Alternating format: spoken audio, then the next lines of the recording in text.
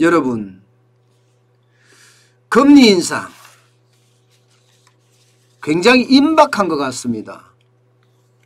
지금 증권사들 17개가 예측을 했는데 17개 증권사 중에 말입니다.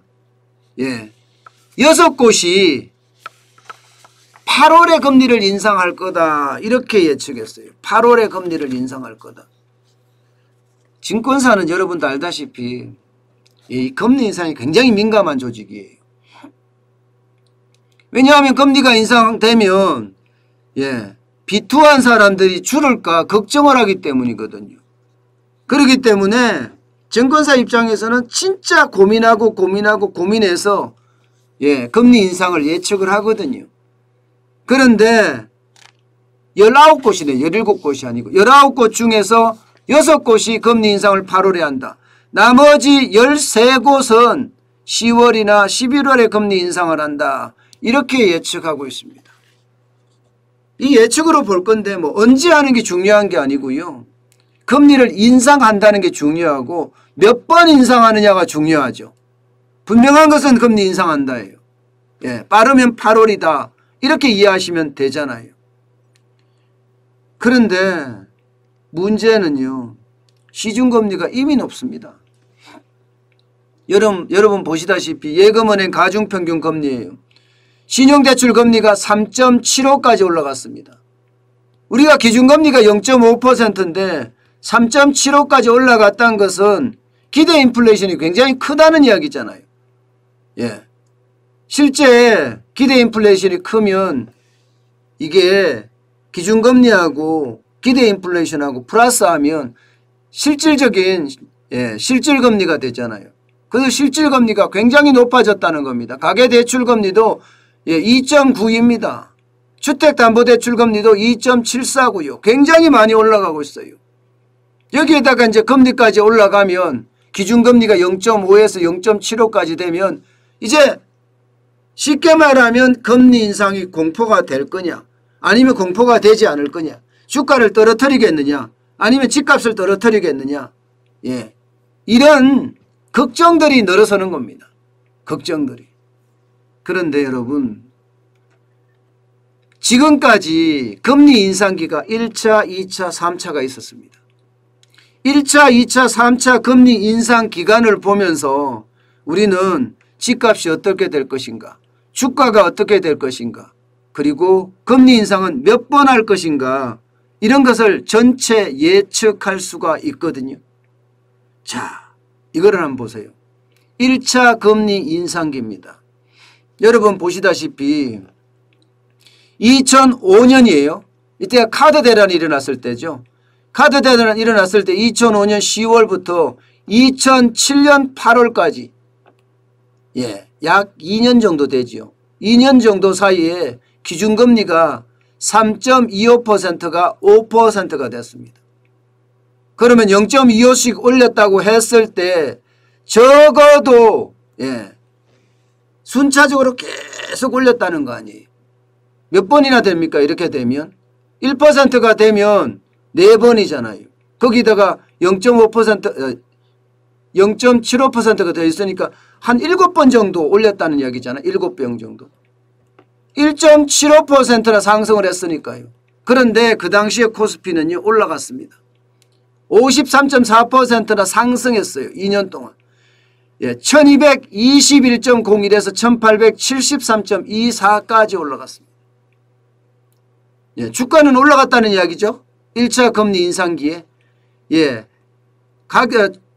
집값은요. 집값도 마찬가지로 14.2%가 올라갔습니다. KB부동산의 주택 매매 가격 지수가 67.2에서 76.8까지 올라갔으니까 14.2%가 올라갔다는 그런 해석이 가능합니다. 결론적으로는 금리를 올리면 집값이 떨어진다, 주가가 빠진다, 이렇게 이야기하는 이론과 실제는 달랐다, 이렇게 이야기할 수 있죠. 실제 금리가 인상이 됐지만 사실상은 주가도 오르고 집값도 올랐다, 이렇게 이해할 수 있는 부분입니다. 자, 그러면 2차 금리 인상기를 볼까요? 2차 금리 인상기는 여러분 금융위기 때 2차 금리 인상기가 옵니다. 보시는 것처럼 금융위기가 끝나고 나서 2010년 7월부터 2012년 6월까지 여기도 마찬가지 거의 2년 동안이에요. 기준금리는요 2%가 3.25%가 됐습니다. 그래서 1.25%포인트가 올랐고요. 여기도 코스피가 올랐습니다.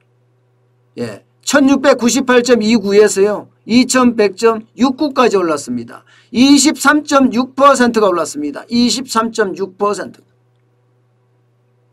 자, 그러면 집값은 어떨까요? KB부동산의 주택매매가격 지수를 보면 81.8%에서 86.2%로 5.3%가 올랐습니다.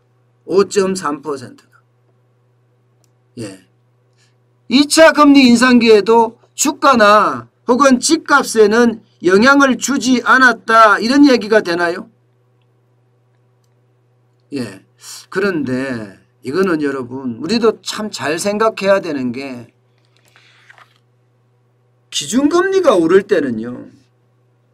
일반적으로 카드 대란 후나 1차 금리 인상기나 2차 금리 인상기 이 금융위기 후나 이때는요.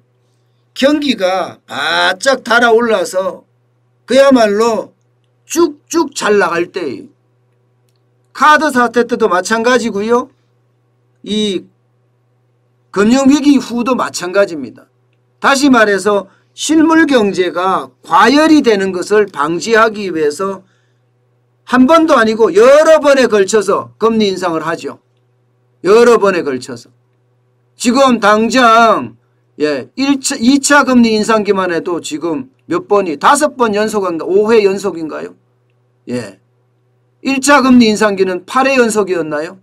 그렇게 금리 인상을 쭉쭉 해 간다는 사실이었어요. 자, 그러면 3차 금리 인상기도 봐야죠. 3차 금리 인상기는 얼마 전이에요. 2017년 11월에서 2018년 11월까지 1년 동안입니다. 1년 동안 금리를 0.5% 두 차례 올렸습니다. 두 차례.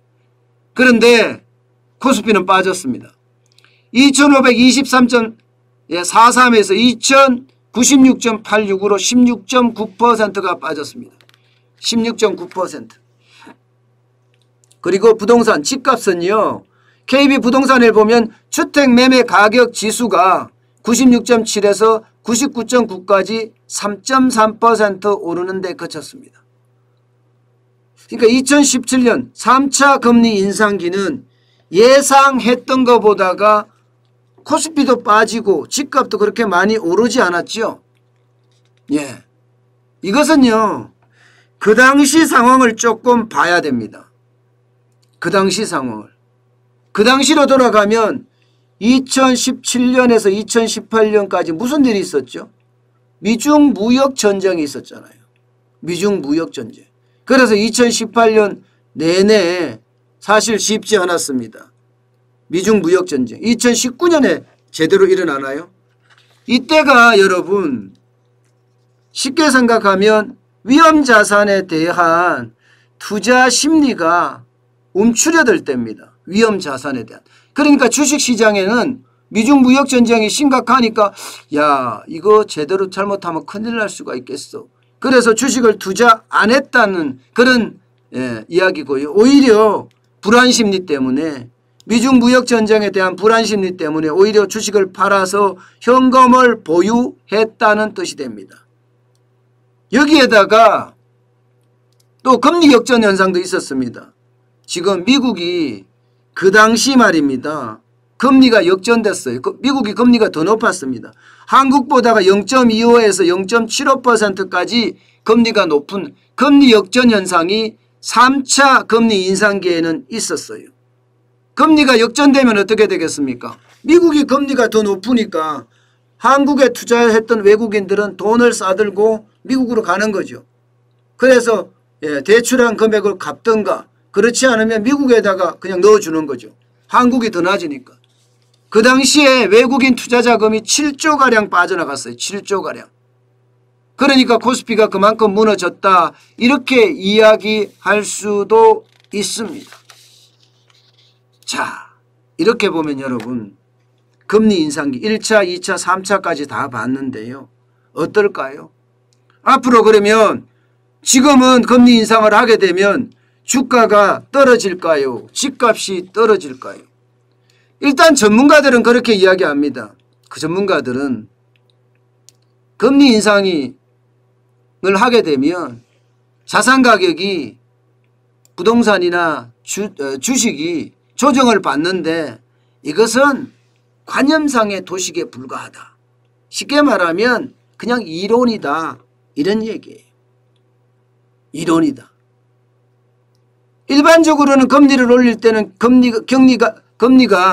경기가 과열됐다는 의미가 뒤따른다. 이렇게 이야기합니다. 그렇지만 여기 그렇지만이 굉장히 중요한데요. 그렇지만 이번에는 어떨 것인가? 이제 4차 금리 인상기에는 과연 어떤 일이 일어날 건가?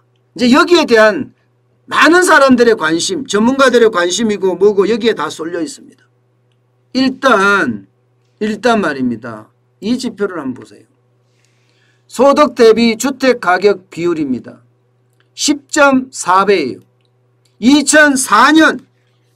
2004년 이런 통계를 처음으로 작성한 이후로 최고치예요. PIR이 말입니다. 소득 대비 주택 가격 비율이 가장 높아요. 역대 최고라는 이야기도 되는 거예요. 물론 그전에 통계가 작성됐으면 더 잘할 수 있겠지만 그때는 통계가 없었으니까 통계가 작성된 이후로 최고니까 이거 과열 아닌가 이렇게 해석할 수도 있는 부분이고요. 또 하나의 지표를 보겠습니다. 주가 수익 비율입니다. 예, 퍼라고 이야기하는 건데 PER 퍼라고 이야기하는 건데 이 주식시장에서 사용되는 용어예요. 28.49예요. 이 말은 지금 주가가 엄청나게 올라서 거품이 많이 끼어있는 것 아니냐 이렇게 해석할 수 있는 부분이거든요. 이것도 마찬가지로 2004년 4월 이후에 지금 최고치입니다. 최고치. 자, 이런 걸 봤을 때 여러분 이런 걸 봤을 때 집값에는 소득 대비 주택 가격 비율이 너무나 높다. 이렇게 해석이 될 수 있는 부분이고 예, 주가를 봤을 때는 주가 수익 비율이 2004년 이후 최고다. 이렇게 해석할 수 있잖아요. 자, 이런 와중에 그러면 예, 주가나 혹은 집값이 오를까요? 내릴까요? 저는 여기서 생각해야 될 게 앞서서 전문가들이 이야기했다는 실물 경기의 뒷받침이 얼마나 되고 있느냐 이게 저는 중요한 지표라고 봅니다. 2004년이나 2010년이나 실물 경기가 쭉 올라와 주면서 뒷받침이 됐기 때문에 주가도 오르고 예, 집값도 올랐다 이런 얘기가 되잖아요. 그럼 지금은 어떨까요? 지금은요. 실물 경기가 과연 받쳐준다고 이야기할 수 있을 것인가? 분명한 것은 대기업은 좋아지는데 중소기업이나 개인사업자라고 이야기하는 자영업자나 영세기업은 굉장히 나빠진단 말입니다. 예. 그렇다면 실질적으로 시장에서는 스태그플레이션 우려까지 지금 나오고 있는 상태입니다. 저는요. 4차 대유행이 쉽게 말하면 열쇠를 가지고 있다고 생각을 해요. 이 4차 대유행이 점점 커져서 상황을 더 악화시키잖아요. 그래서 4차 대유행 자체가 거리두기를 4단계 플러스 알파로 간다고 했을 때 그래서 어떤 통제가 봉쇄 방역이 좀 더 길어진다고 생각을 했을 때 이것은요. 길어질 때까지는 주가나 부동산이 갈 수 있을지 모르지만 저는 덜컹할 수도 있다고 생각합니다. 덜컹할 수도. 물론 유동성이 지금 엄청나게 많기 때문에 뭐 당분간 덜컹 안 한다. 거기엔 저도 동의합니다. 그렇지만 금리 인상을 지금처럼 한 번만 하는 것이 아니라 연속적으로 할 가능성이 굉장히 큽니다. 올해도 많으면 2번, 내년에는 뭐 한 번이라고 이야기하지만 2번, 3번까지도 갈 수가 있어요. 5번을 총 올릴 수도 있다니까요. 그렇게 됐을 때 과연 계속 버틸 수 있을 것인가? B2가 영끌이 계속 버틸 수 있을 것인가? 이 부분은요 굉장히 많이 짚고 넘어가야 될 부분이기도 합니다. 때문에 분명히 거품은 끼어 있고요. 이 거품이 실물경제가 받쳐주면서 사라지게 만들어줘야 되는데 4차 대유행이 이 실물경제를 받쳐주지 못하고 오히려 거품을 키우게 되면 상황은 금리 인상에 대한 충격파로 여지없이 받을 겁니다. 금리 인상에 대한 충격파는 저는 있을 거라고 생각하거든요. 한 번 올려서는 영향이 없다고 봐요. 왜?